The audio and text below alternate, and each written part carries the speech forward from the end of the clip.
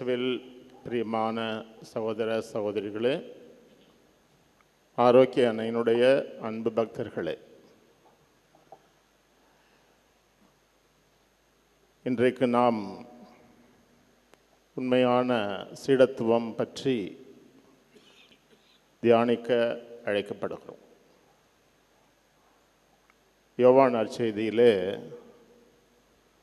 ஒரு சொற்றொடர் முக்கியத்துவம் பெறுகிறது. ஆண்டவர் அன்பு செய்த சீடர். இது உங்கள் எல்லாருக்கும் தெரியும்.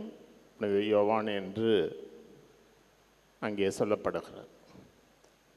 ஆனால் ஆண்டவர் அன்பு செய்த சீடர் என்று சொல்லுகின்ற பொழுது என்னுடைய பெயரையும் உங்களுடைய பெயரையும் அந்த இடத்தில் வைத்து பார்த்தால் மிக பொருத்தமாக இருக்கும்.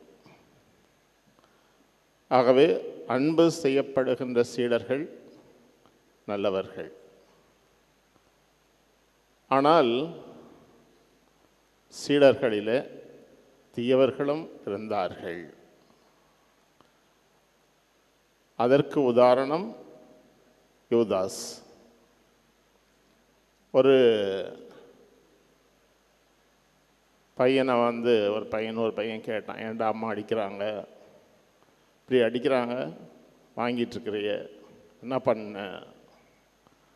ஒன்றும் இல்லை, கணக்கில் 90 மார்க்கு, அதான் அடிக்கிறாங்க. அதுக்கு எதுக்கு அடிக்கிறாங்க? நான் அந்த பரீட்சையில் சைபர் போட்டேன், அந்த மார்க்கில் சைபரை ஆட் பண்ணிட்டேன், அதுக்காக அடிக்கிறாங்க. நீ என்ன பண்ண? நான் சைபரெல்லாம் போடலை, 9 தான் போட்டேன் அப்படின்னு சொன்னேன். 9 போட்டு சைபரை 9 போட்டு 90 ஆக்கிட்டேன். அன்பார்ந்த சகோதர சகோதரிகளே, கடவுள் நல்லதை விரும்புகிறார். மனிதர்கள் சில நேரங்களில் தீயதை விரும்புகிறார்கள். இக்காரியோஸ் என்ற ஒரு கதாபாத்திரம், கிரேக்க கதை ஒன்று இவ்வாறு சொல்கிறார். அவன் பறக்க வாய்ப்பு பெற்றவன். அவனுடைய தந்தையும் அவ்வாறு பறப்பதற்கு வலிமை படைத்தவர்கள். அவர்கள் இருவரும் பறந்து கொண்டிருக்கிறார்கள். அப்பொழுது தந்தை சொல்கிறார், உயர உயர நீ பறந்து கொண்டிருக்கிறாய், கீழே இறங்கி வந்துவிடு, நல்லதல்ல. ஆனால் அவன் இருமாப்பு, ஆணவம், இன்னும் மேலே போக வேண்டும் என்று பறந்து கொண்டிருக்கிறான். உயர உயர பறக்க அவனுடைய சிறகுகள் பிணைக்கப்பட்டிருக்கின்ற மெழுகு உருகி அவன் வீழ்ந்து போனான் என்று அந்த கதை முடிகிறது. ஒரு மனிதன் ஆண்டவரோடு, படைத்த கடவுளோடு 3 ஆண்டுகள் ஒன்றாக இருந்த யூதாஸ் ஆண்டவர் இயேசுவுக்கு எதிராக செயல்படுகிறார். ஆண்டவர் இயேசுவை காட்டிக் கொடுக்கிறார். எதிரியை கூட மன்னிக்கலாம், துரோகியை மன்னிக்கக்கூடாது என்று சொல்லுவார்கள். ஆண்டவர் இயேசுவினுடைய அன்பை பெற்றவன் துரோகியாக மாறுகிறார். அவன் ஆண்டவர் இயேசுவை கட்டுப்படுத்த நினைத்தான். ஆனால் சாத்தான் அவனை கட்டுப்படுத்தியது என்று பார்க்கிறோம்.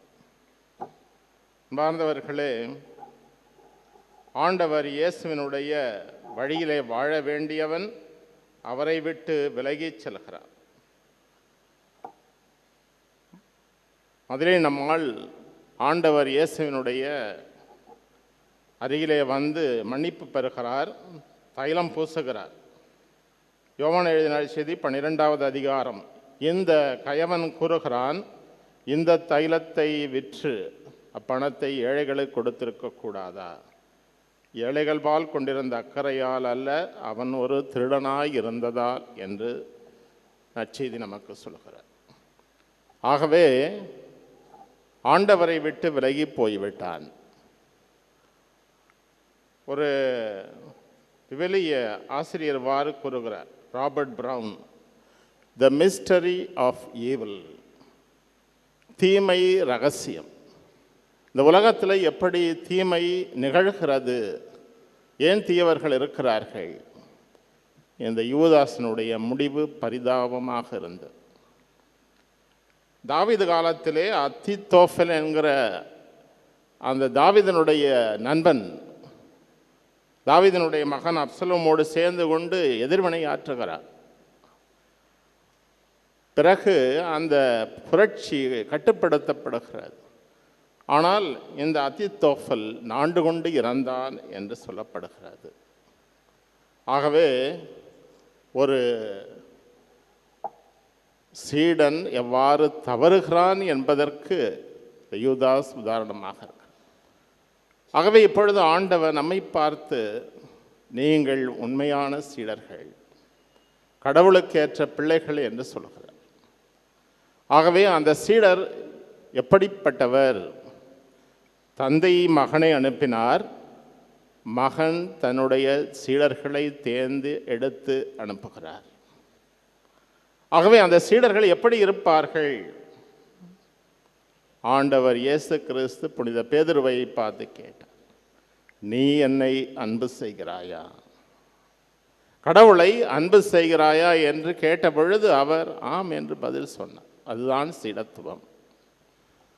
ஆண்டவர் இயேசு நாம் எப்படி வாழ வேண்டும் என்று சொல்லியிருக்கிறார். சீடருடைய பாதங்களை கழுவினார், தன்னை தாழ்த்தி கொண்டார், தன்னை முழுவதுமாக தாழ்த்தி கொண்டார். ஆகவே ஆண்டவர் இயேசுவினுடைய சீடர்கள் அந்த தாழ்ச்சி என்கிற புண்ணியத்தை பெற்றுக்கொள்ள வேண்டும்.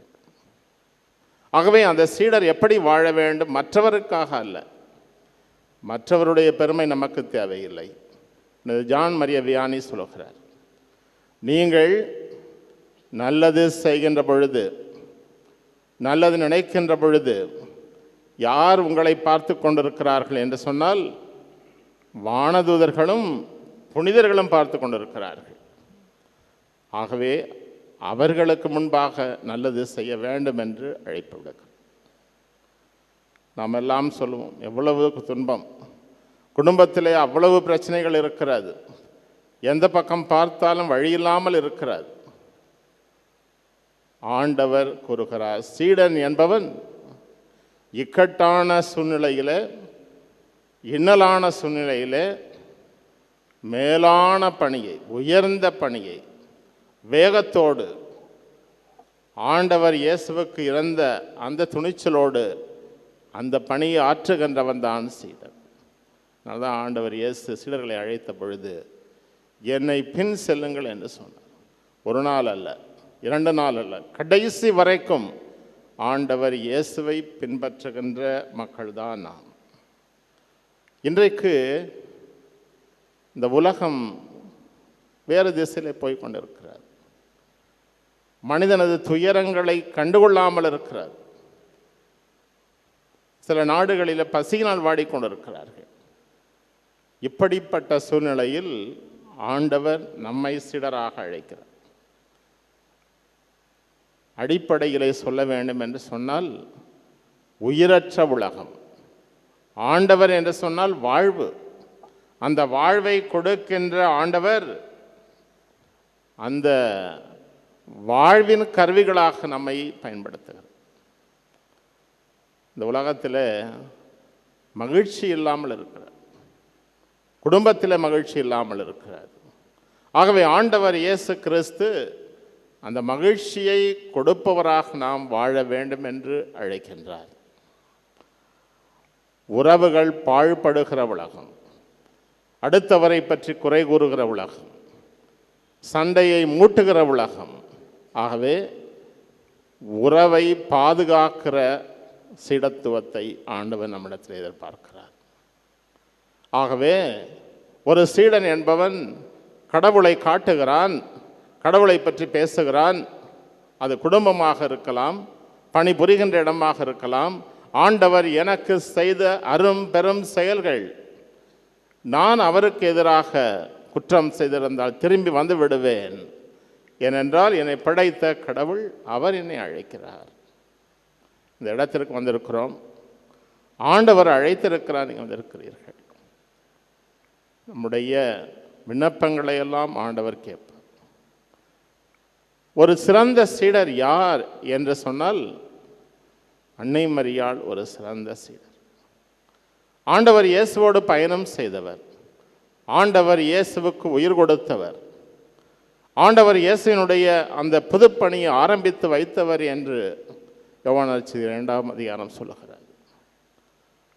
அவர் சொல்வதை செய்யுங்கள். ஆகவே அன்னை மரியாள் ஆண்டவர் இயேசுவோடு பயணம் செய்தார். முதலாக மீட்கப்பட்டவரும் அவரே, முதலாக சீடராக மாறியதும் அவர். ஆகவேதான் கல்வாரி வரை, கடைசி வரை அன்னை மரியாள் கூட நிற்கிறார். ஆகவே இன்றைக்கு அந்த அன்னை மரியாள் இடத்தில் நாம் வந்திருக்கிறோம். அன்னை மரியாள் என்று சொன்னால் யார்? அவர் ஆண்டவருடைய வழியிலே நடந்தவர். The way for her is Jesus Christ. ஆண்டவர் வழி நடந்தவர். ஆண்டவரை போல தாழ்ச்சி இருந்தது, ஆண்டவரை போல அன்பு இருந்தது, ஆண்டவரை போல மற்றவருக்கு உதவி செய்ய வேண்டும் என்ற எண்ணம் இருந்தது. எலிசபெத் அம்மாளை பார்ப்பதற்காக ஓடுகிறார். அவரை பார்த்தவுடன் மகிழ்ச்சி அடைகிறார். அந்த இடம் மகிழ்ச்சியால் நிரம்புகிறது. ஆகவே அன்னை மரியாள் தேர்ந்தெடுத்த வழி ஆண்டவர் இயேசுவினுடைய வழி. அன்னை மரியாள் என்ன விலை கொடுத்து அந்த சீடத்துவத்தை பெற்றிருக்கிறார் என்று பார்த்தால், தன்னை இழந்தார். தியாகம். தனக்கென்று எதையும் எதிர்பார்க்காது தன்னுடைய மகனையே இந்த உலகிற்கு கொடுப்பதற்கு துணிச்சல் இருந்தது சொன்னால், த காஸ்ட் ஆஃப் டிசைபிள்ஷிப், அனைத்தையும் இழக்கக்கூடிய தன்மை. இன்றைக்கு எல்லாரும் பார்க்குறோம், எனக்கு இது வேண்டும் அது வேண்டும் என்று கேட்கிறோம். வேண்டாம் என்று எதையும் சொல்வதில்லை. அன்னை மரியாள் எதுவும் வேண்டாம் என்று, ஆண்டவர் போதும் என்று நினைத்தவர். ஆகவேதான் அன்னை மரியாளை நாம் போற்றுகிறோம். த ரிசல்ட், என்ன முடிவு? அன்னை மரியாள் அவருக்கு மணி மகுடம் வைக்கப்பட்டது. அன்னை மரியாளுக்கு சிறந்த இடம் கொடுக்கப்பட்டது. விண்ணக அரசியாக அவர் போற்றப்படுகிறார். ஏனென்றால் இந்த உலகிலே நமக்கெல்லாம் முன் உதாரணமாக அன்பிலே, பக்தியிலே, இரக்கத்திலே, பண்பிலே, பாசத்திலே உயர்ந்து நிற்கிற, தியாகத்திலே உயர்ந்து நிற்கிற அந்த அன்னை மரியாளுடைய இடத்தைத்தான் தேடி வந்திருக்கிறோம். அன்பார்ந்த சகோதர சகோதரிகளே, ஆண்டவர் இயேசுவினுடைய சீடர்கள் எப்படி இருக்க வேண்டும்? நம்மிடத்தில் இறை பக்தி, நம்மிடத்தில் மனித நேயம், நம்மிடத்தில் மேலான ஆற்றல். என்னால் இது முடியாது, அது முடியாது, எனக்கு திறமை இல்லை என்றால் நாம் சொல்வதற்கு, ஆண்டவர் என்னை அன்பு செய்கிறார், ஆண்டவர் என்னை அழைத்திருக்கிறார், நான் இருப்பது போல என்னை அன்பு செய்கிறார். அந்த உணர்வோடு வாழ்வதற்காகத்தான் நாம் அழைக்கப்பட்டிருக்கிறோம். முதலிலே சொன்னது போல அந்த யோவான் நற்செய்திகளை எடுத்து படித்து பாருங்கள். ஆண்டவர் அன்பு செய்த சீடர், அந்த அன்பு செய்த சீடர் யாரும் அல்ல. அங்கே பெயர் எழுதப்படவில்லை, யோவான் என்று எழுதப்படவில்லை. ஆண்டவர் அன்பு செய்த சீடர். நீங்களும் நானும் தான் ஆண்டவர் அன்பு செய்த சீடர். அவரோடு பயணம் செய்கிறோம், அவருடைய தோளிலே சாய்ந்து கொள்கிறோம், அவரோடு ஒன்றாக உண்கிறோம், அவரோடு ஒன்றாக பயணம் செய்கிறோம். ஆகவே அத்தகைய உயர்ந்த வாய்ப்பை கடவுள் நமக்கு கொடுத்திருக்கிறார். அந்த வாய்ப்புக்காக நாம் நன்றி செலுத்த வேண்டும். ஒரு குழந்தையை பார்த்து கேட்டார்கள், உங்கள் வீட்டில் யார் ரொம்ப பாவம் அப்படின்னு கேட்டாங்க. அந்த குழந்தை சொன்னது, நான் தான் பாவம். எங்கள் அம்மா அப்பாவை கண்ட்ரோல் பண்ணுறாங்க, அப்பா என்னையே கண்ட்ரோல் பண்ணுறாங்க, நான் யாரை கண்ட்ரோல் பண்ணுறது? யாரையும் பண்ண, நான் தான் பாவம். அன்பார்ந்த சகோதர சகோதரிகளே, ஆண்டவர் இயேசு கிறிஸ்து தன்னை தாழ்த்தினார், சீடருடைய பாதங்களை கழுவினார்.